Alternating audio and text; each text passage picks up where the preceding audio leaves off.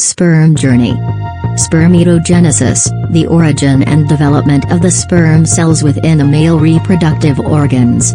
The testes are composed of numerous thin tightly coiled tubules known as the seminiferous tubules. The sperm cells are produced within the walls of the tubules. Within the walls of the tubules, also, are many randomly scattered cells, called Sertoli cells, that function to support and nourish the immature sperm cells by giving them nutrients and blood products. As the young germ cells grow, the Sertoli cells help to transport them from the outer surface of the seminiferous tubule, to the central channel of the tubule. The immature cells, called spermatogonia, are all derived from cells called stem cells in the outer wall of the seminiferous tubules. The stem cells are composed almost entirely of nuclear material. Spermatogonia are destined to develop into mature sperm cells known as primary sperm cells. These move from the outer portion of the seminiferous tubule, to a more central location and attach themselves around the Sertoli cells. The primary sperm cells then develop somewhat by increasing the amount of cytoplasm and organelles. After a resting phase, the primary cells divide into a form called a secondary sperm cell. During this cell division there is a splitting of the nuclear material. The secondary sperm cell still must mature before it can fertilize an egg. Maturation entails certain changes in the shape and form of the sperm cell. The nuclear material becomes more condensed and oval in shape. This area develops as the head of the sperm. The head is covered partially by a cap, called the acrosome, which is important in helping the sperm to gain entry into the egg. The middle contains the mitochondrion. The tail is derived from the secondary sperm cell cytoplasm. In the mature sperm, it consists of a long, slender bundle of filaments that propel the sperm by their undulating movement.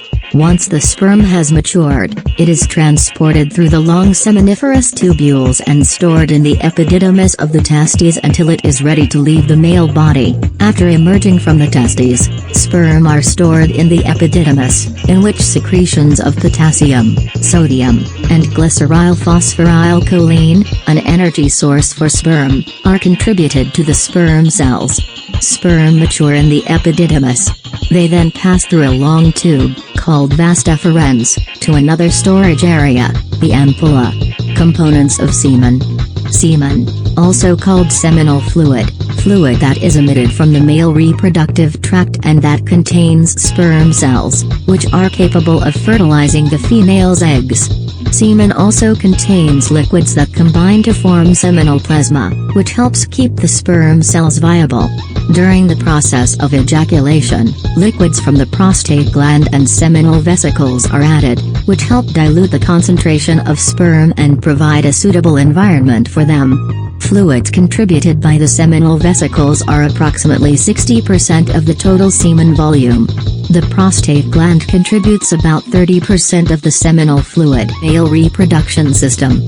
PP, the male organ for sexual intercourse.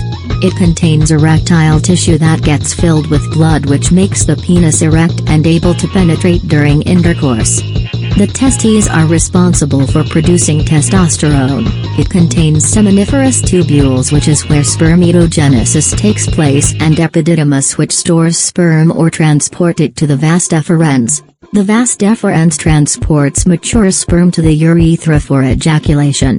The ampulla is also a part of the vas deferens. The ampulla stores sperm. Urethra expels urine and semen out of the body. The prostate gland produces fluid that nourishes, protects and transports the sperm.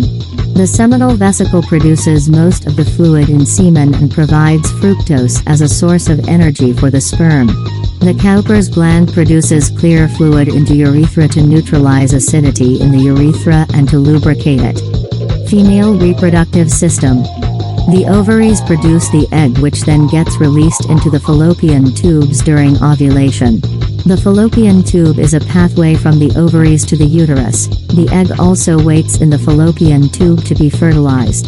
The uterus holds, nourishes and protects a developing fetus, contains the endometrium that sheds during menstruation when the egg isn't fertilized.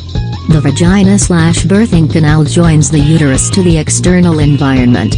Passageway for menstrual fluid and mucus to leave the body. It's also used in intercourse.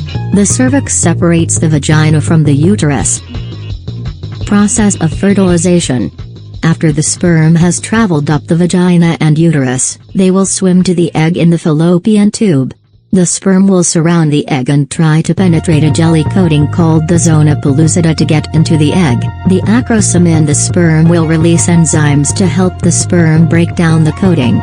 Once one sperm has entered the egg will release chemicals that prevents the other sperm from entering.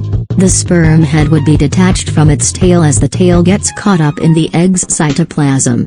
The haploid nucleuses of the sperm and egg will fuse together creating a diploid zygote. The end.